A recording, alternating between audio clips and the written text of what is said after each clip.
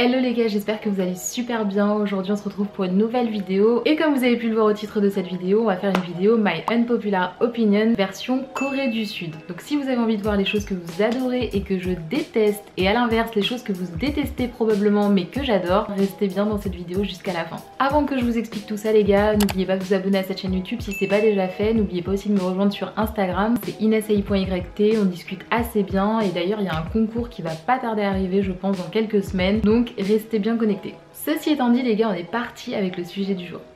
Alors les gars, déjà on va commencer par les choses que vous adorez probablement mais que je déteste et ça va commencer par le spam. Le spam, qu'est-ce que c'est? C'est un espèce de jambon qu'il y a en Corée du Sud que en tout cas mes potes adorent, vraiment adorent, et on en trouve dans beaucoup de plats. Il y a aussi des kimbap, vous savez les kimbap en forme de triangle dans les 7-Eleven, enfin les convenience stores qui en vendent beaucoup, et ça je vous avoue que moi je peux pas du tout. Alors pour ceux qui suivent un petit peu mes vidéos et qui m'ont aussi sur Instagram, vous devez savoir que je suis végétarienne, donc maintenant la question se pose même plus puisque je n'en mange pas. Mais à l'époque où j'étais en Corée du Sud, du coup où j'étais étudiante en Corée du Sud, je vais vous raconter une petite anecdote par rapport à ça. J'en ai mangé plusieurs fois, ok.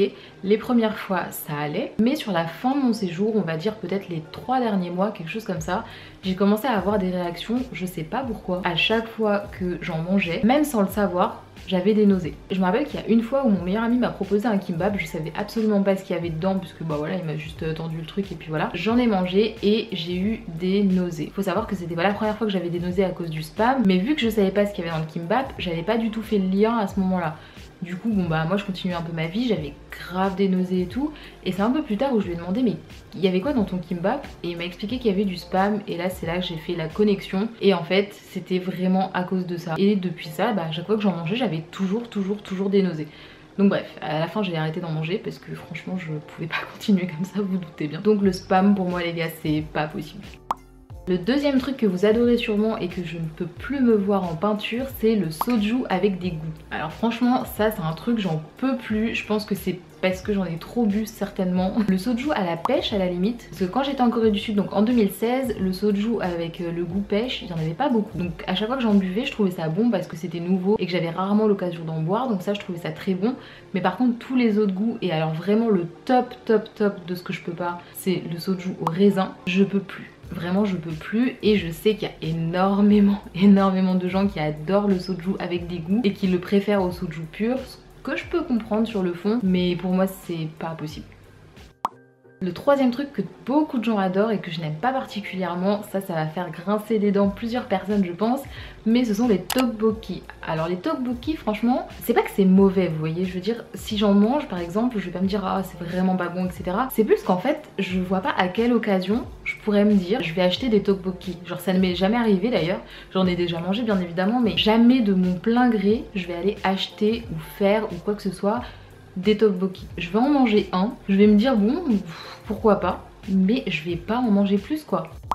Ensuite les gars, je suis désolée par avance, franchement pour les fans je m'en excuse, mais moi je n'arrive pas à comprendre ce que tout le monde trouve à l'acteur Lee Min-ho. Lee Min-ho a la réputation d'être extrêmement apprécié du coup pour son physique etc. auprès des étrangères, et même en Corée du Sud il a quand même pas mal de fans. Alors au niveau de son acting, ça j'ai rien à dire, hein. Franchement il joue très bien, ça y a pas de souci.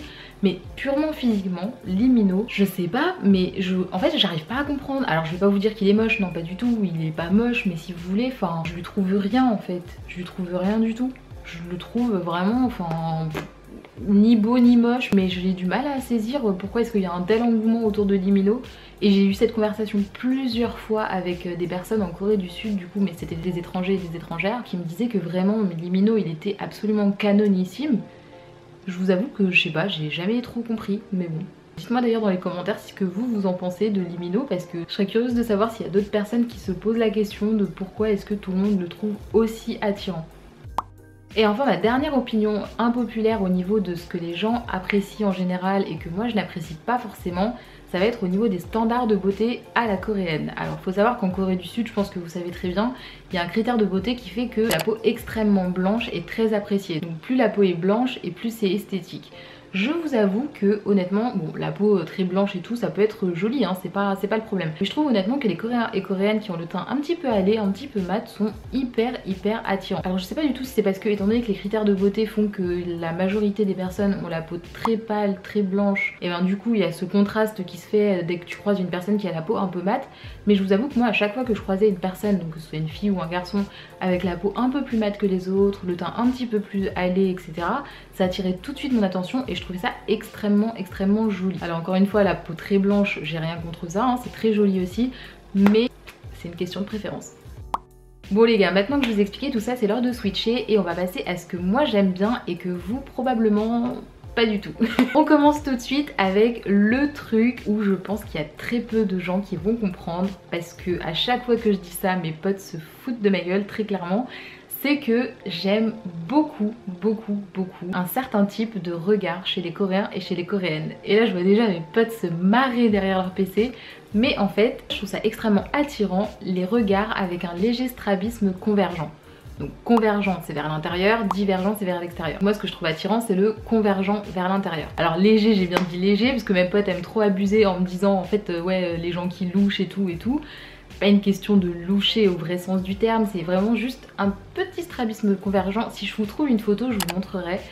Vous allez me prendre pour une dingue, mais moi je trouve ça vraiment adorable. Donc j'ai remarqué qu'il y a énormément de Coréens et Coréennes qui ont cette petite particularité, en tout cas plus qu'en France. Alors c'est pas toute la population, mais en tout cas en comparaison, j'ai vu 1 milliard de fois plus en Corée du Sud qu'en France, et je trouve ça vraiment trop cute, enfin bref.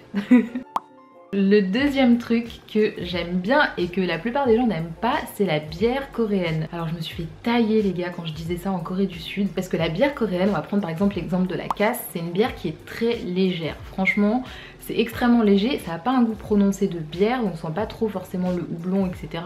Mais ça reste malgré tout une bière. Ce qu'il y a, c'est que pour les vrais fans, entre guillemets, de bière, c'est considéré comme pas de la bière en fait. C'est-à-dire qu'il y a beaucoup de personnes qui me disaient en Corée du Sud, mais je comprends pas comment est-ce que tu peux aimer la bière coréenne, c'est vraiment, enfin, c'est pas bon et tout, c'est pas de la vraie bière, etc. Alors faut savoir que j'aime beaucoup la vraie bière, entre guillemets aussi, que ce soit les bières belges, etc. Il y a beaucoup de bières aussi dans le nord, en France, qui sont extrêmement bonnes, mais qui ont un goût très prononcé, et c'est bon, ok, c'est bon, franchement je ne cache pas, c'est pas mal.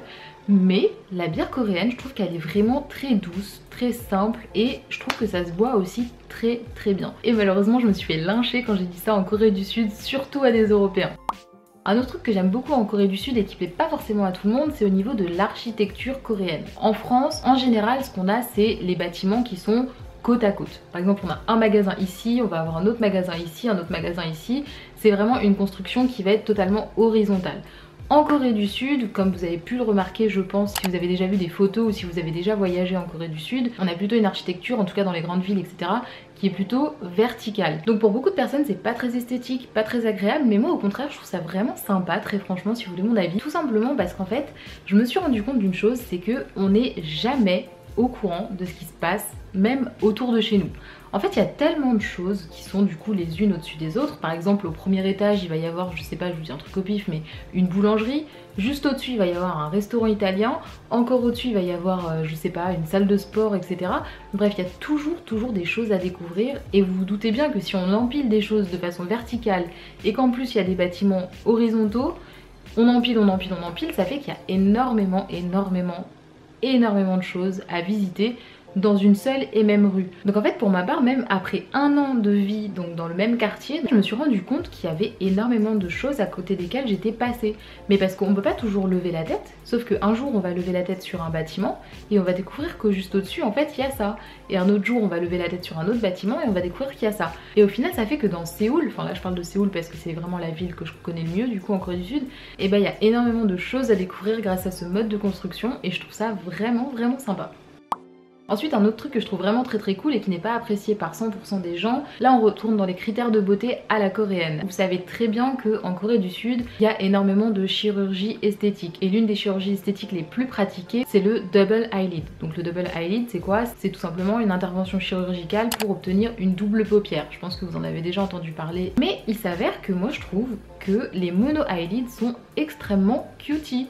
vraiment je trouve ça trop mignon. Alors encore une fois, comme pour la peau blanche, le double eyelid c'est vraiment très chou aussi. Après là c'est vraiment encore une fois une question de goût, une question de préférence. Et de la même manière que pour la peau blanche, je pense aussi que ce qui a joué, c'est qu'on voit tellement tout le temps maintenant des Coréens et des Coréennes avec les double eyelid, étant donné que c'est l'intervention de chirurgie esthétique la plus pratiquée, ça fait que les personnes qui conservent leur mono eyelid sont un petit peu plus rares, en tout cas j'ai l'impression.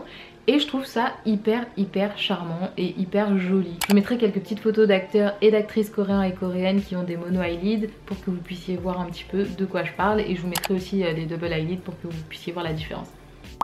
Et enfin, la dernière chose que j'adore et qui n'est pas adorée par tout le monde du coup, c'est au niveau du comportement des gens en Corée du Sud. Alors ça, je vais essayer de trouver les mots pour vous expliquer ce que je veux dire par là parce que c'est un peu compliqué à expliquer, mais j'espère que vous allez comprendre. En Corée du Sud, la journée, en tout cas là je parle vraiment de la journée parce que le soir c'est encore autre chose, mais les gens sont relativement dans leur bulle. Si tu vas parler à quelqu'un, il y a peu de chances qu'il te saute dans les bras ou qu'il te fasse la bise ou qu'il commence à te faire un câlin, etc. pour te dire bonjour. Ça, c'est un truc que moi j'apprécie beaucoup. Et là vous allez me dire ouais mais en fait Inès c'est normal. Mais en fait pourquoi est-ce que je vous dis ça? Parce que quand j'étais en Corée du Sud, il y avait beaucoup d'étudiants étrangers qui me disaient que le truc qui les dérangeait en Corée du Sud, c'était un petit peu la froideur, je sais pas si ça se dit, mais la froideur des personnes. Il y avait beaucoup de personnes qui avaient déjà voyagé aux États-Unis par exemple, donc là c'est pas mon cas, donc je parle vraiment de témoignages que j'ai entendus. Ils m'expliquaient que les personnes étaient très chaleureuses, vraiment solaires, etc.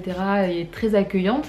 Et qu'en Corée du Sud c'était vraiment l'opposé total, que les personnes étaient assez froides, assez dans leur bulle et que ça les dérangeait un petit peu, ça leur manquait un petit peu ce côté chaleureux. Moi je vous avoue que j'aime beaucoup cet aspect là, le fait que les gens soient un petit peu dans leur bulle, un petit peu tranquille, un petit peu distant j'ai envie de dire presque, parce que tout simplement je suis un petit peu comme ça aussi en fait. Et au contraire c'est un truc qui a beaucoup contribué pour moi dans le résultat hyper positif de cette expérience en Corée du Sud, parce que justement j'avais l'impression d'être un petit peu tranquille, j'ai envie de dire. Alors tranquille c'est peut-être pas le mot, mais vous voyez, j'avais l'impression qu'en fait il y avait vraiment, chacun avait son espace personnel et les gens n'empiétaient pas sur ton espace personnel, vous voyez. Il n'y avait pas trop de personnes qui essayaient vraiment de forcer l'amitié ou quoi que ce soit. Si ça se faisait vraiment naturellement, et je trouve qu'il n'y avait pas vraiment d'intrusion dans ton espace personnel. Donc ça c'est un truc que j'ai beaucoup aimé. J'aime bien qu'on me calcule pas en fait.